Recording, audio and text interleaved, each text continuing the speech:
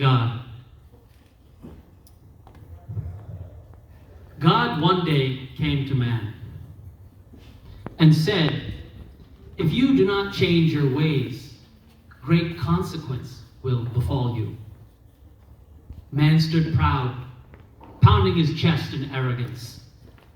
In that moment, God came forth, grabbed his legs, and pulled him to the pits of hell.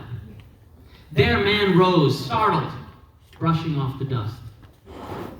And before him, he saw a large container, a box, 20 by 20 by 20, only with the top open. "What is this I see, God?" "Wait," God spoke. Moments later, clenching hands came to the edge of the box in desperation, and then fell back into the box. "What is this I see, God?" "Wait," God spoke. Moments later, a panicked, distressed face rose above the edges of that box in desperation, and then again fell inside that box. "What is it you mean to show me, God?" "Wait, my child," God spoke. Moments later, yet again, there were loud, screeching noises from within the box.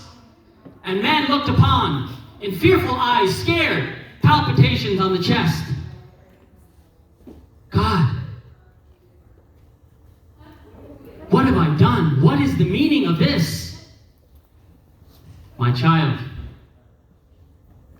for every one person who tries to grow and excel and rise outside of this box of mine, there are 10 other humans who bring that man, that woman, back into the box."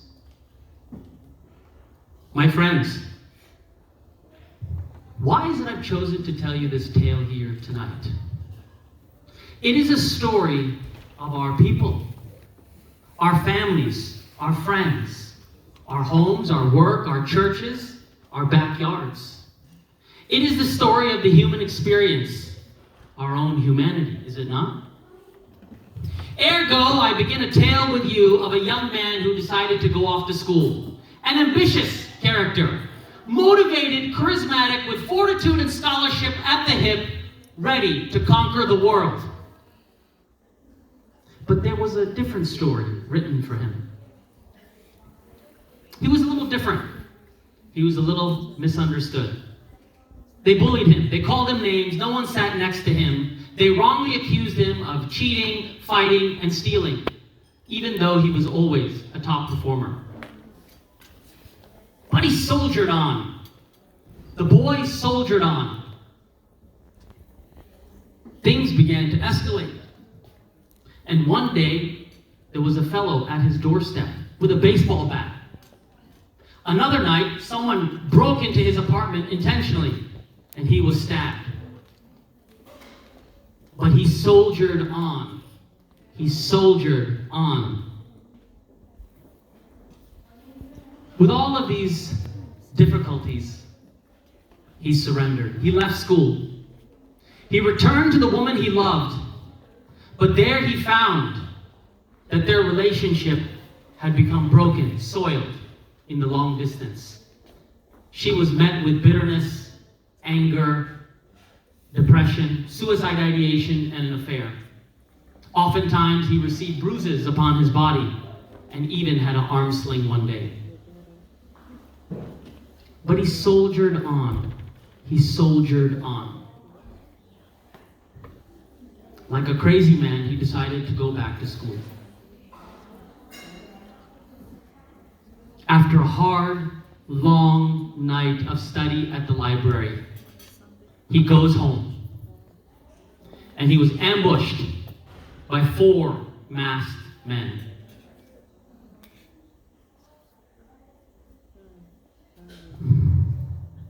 They restrained him to the ground, muffled his voice, ripped the jeans from his legs, and violently penetrated him again and again and again.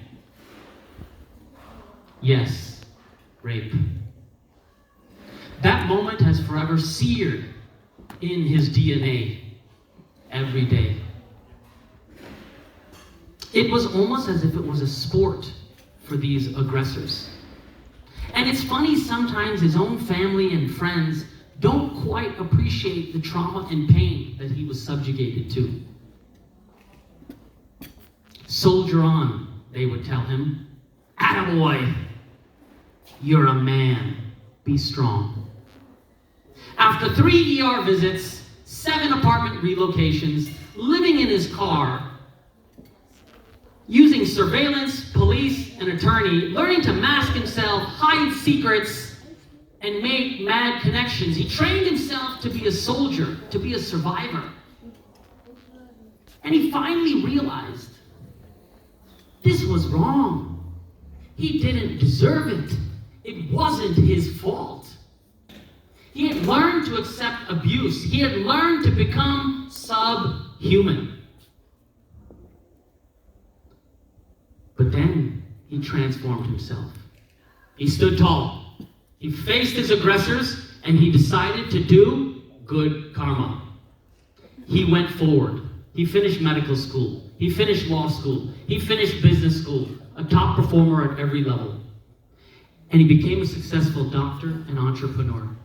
He created a physicians group of 26 doctors that today, pro bono, help many in need, and also businesses.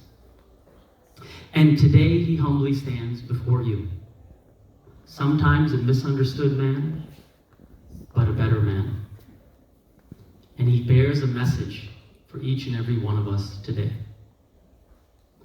Even though there are still those nights where he finds tears rolling down his cheekbones, arguing with God, why me?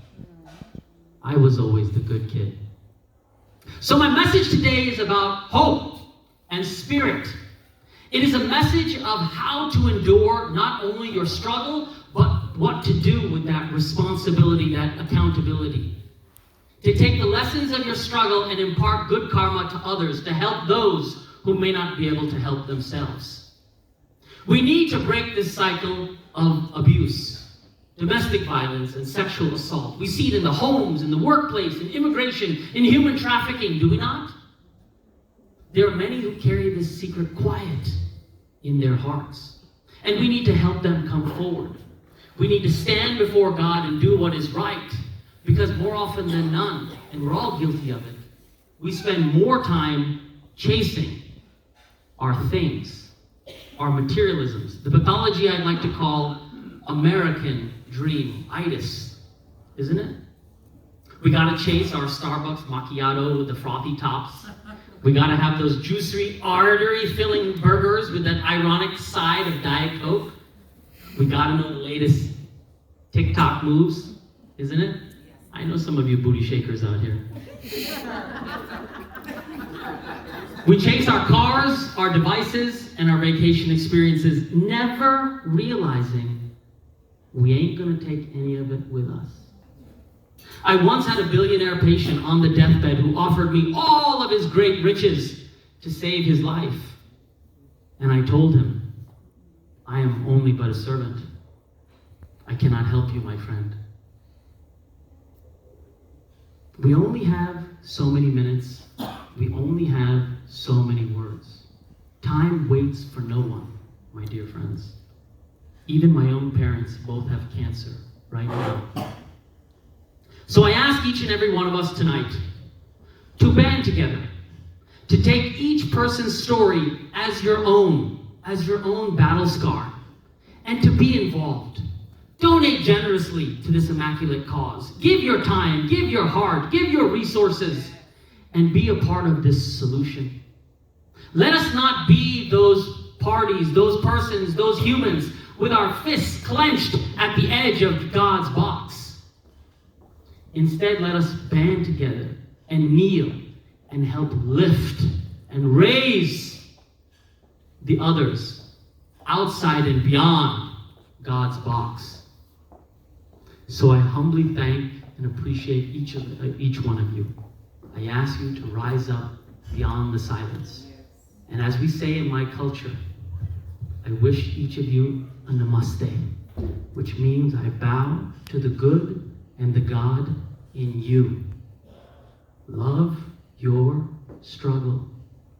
And remember, my friends, pain is indeed power. Thank you.